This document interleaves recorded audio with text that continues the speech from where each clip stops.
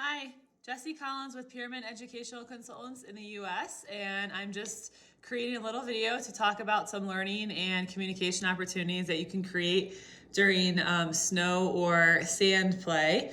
I live in Bozeman, Montana, so we have a little more access to snow than I do to sand, but kind of depending on where you are, I think this is something you could do in either type of situation. And I'm just gonna give you guys a couple ideas. There is going to be a set of pictures and an activity plan that is attached to this video. But you guys can be really creative and have a lot of fun. And I actually never thought about bringing the snow kind of inside the house. So that's what I want to kind of share. I went out in the backyard and I actually collected, this is just on one of the baking trays. This one is a little bit more shallow. This one is a little bit deeper. So again, you have a variety of what you want to do. You could also just go outside and actually play in the real snow, but this is a nice way to kind of keep this contained. Obviously when snow melts, it's just not water, it's just water. So not super messy. Just put a towel down or do it in an area where it's okay if stuff gets wet. I was thinking you could even put this inside like the bathtub or something.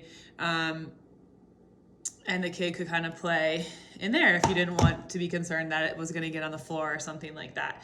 So there's a bunch of different ideas. I was thinking about different tools and stuff you could even use that might be fun.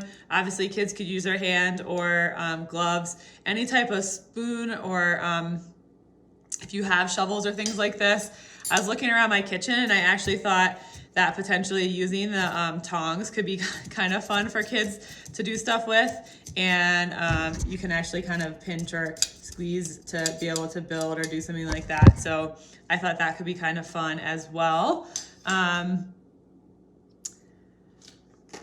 other thing I think is really kind of fun is just using some food coloring and a spray bottle.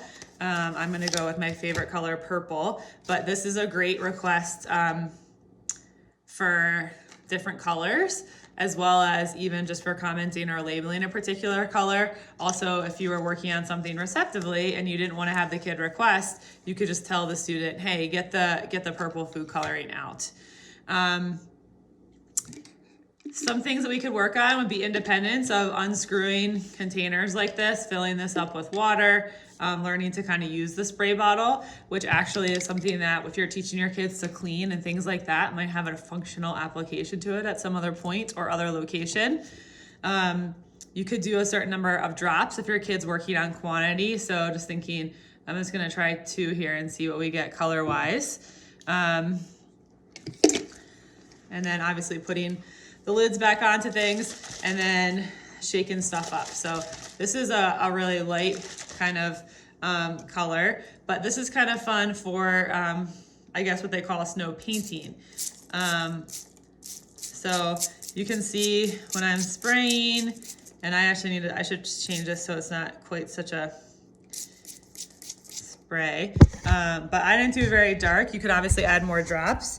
And if you guys can kind of see, it gives you that color in the paint. So this is kind of a fun thing. Another thing that I saw, and I don't have an extensive collection of cookie cutters, but especially if you have like Play-Doh materials or even have actual cookie cutters and stuff, I have a maple leaf for a lesson that I'm going to do later on this month. But essentially this is kind of fun too, because you can do one of 2 things. You can either put the cookie cutter into the snow kind of, and then just spray that area. And we'll kind of see how I do here. I think I need a spray bottle that has more of a general spray and not such a sharp spray. But then the kind of fun thing is when you pull it out, you kind of have the pattern of whatever cookie cutter that you were using. The nice thing is that you could actually even push this away, kind of push the other snow out of the way, and then knock it out. And actually even more so like that, create kind of different shapes like this, which are kind of fun, I think. I was also thinking that if we build multiples of things, it kind of creates something where you could stack, and you could even do some building with the particular lesson. So that's kind of fun as well. So there's just so many things that we could do with the snow in regards to digging. We could do a lot of requesting and commenting, especially about this. If kids are touching it, even commenting on how it's cold, for someone, maybe making a request for someone to look at what they're doing. Also we can make some snowballs and, even make miniature snowmen. We could work on counting things within our little snow play here. And so there really are just so many different things that you could do. And then one other thing that I pulled out, which I thought was kind of fun. One of my clients really loves these eye candies. This would be very random, but these are available in like the baking aisle at most grocery stores. And I was thinking that this could be something that could be kind of fun, that you could put in the snow to decorate. And they could make a particular person, or even just make it look kind of creepy. And again, oh, now I figured out the spray bottle. You could kind of spray. So this is actually, I think, something that could be kind of fun, because you could kind of create like little monsters, or just do something creative in the snow as well. So really, I know this is just a bunch of kind of random ideas, but I was just thinking this is free. Can go get it in your backyard if you live in an area where it snows.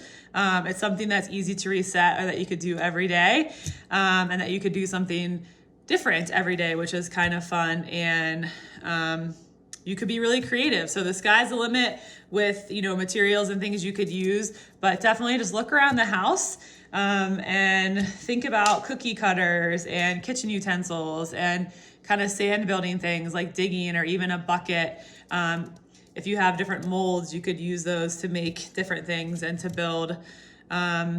You could do the art painting. And so just tons of requests for, different attributes, quantities, number, color, what particular activity they want to do. Obviously, we could have a kid request any of the actual materials that they're doing. I was thinking about big versus, this is actually the small pan. This is the big pan. So depending on what kind of pan they might want. If you have kids that are working on the concepts of science, or even commenting, like it's cold or it's melting. So that's definitely something that we could kind of talk about and just experience, like in the first person, seeing the snow actually melt. And then obviously independent cleanup is a really good thing. You could just let this melt in the sink, and then kind of go from there. So I thought this was just a really fun activity. I do think this could be accommodated or tweaked a little bit for kids that are using sand. I think more water that you could spray on it could make the sand a little bit thicker, so it's not, running so much, and you could build some stuff as well. But have some fun. If anyone does this and thinks of other ideas, or builds little creations with their snow pans, then let us know. And again, take a look for the pictures and a lesson plan that goes with this, just to give you guys some different ideas. But again, the sky's the limit. Be creative and have fun with your learners. Thank you.